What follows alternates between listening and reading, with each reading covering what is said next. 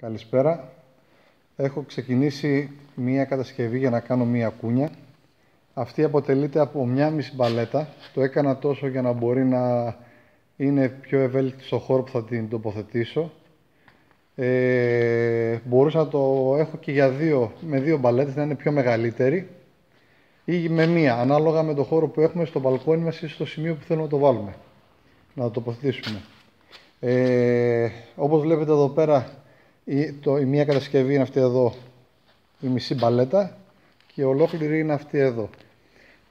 Από κάτω έχω βάλει ξύλο 5x10, είναι αυτό εδώ που βλέπετε κατά μήκος, το ένα, και το δεύτερο είναι από εδώ.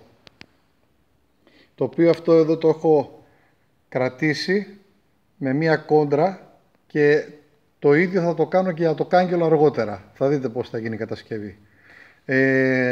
Συγκεκριμένα τα έχω πιάσει στο σημείο που είναι στους τάκους από τις μπαλέτες,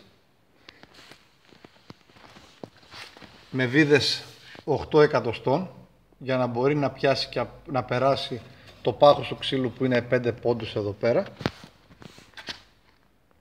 Όπως βλέπετε εδώ πέρα είναι στους τάκους από τις μπαλέτες. Και εδώ έχω τρυπήσει δύο τρύπες για την κόντρα που μπαίνει ανάμεσα από τα δύο τα ξύλα, και βλέπετε ότι έχω τρυπήσει σε αυτά τα σημεία για να το στηρίξω, να το βιδώσω. Τώρα μου τελείωσαν οι βίδες, θα βάλω μετά την άλλη βίδα εδώ πέρα που χρειάζεται. Και αυτή η τρύπα που βλέπετε, η μεγαλύτερη, είναι για να γίνει η στήριξη του κρίκου.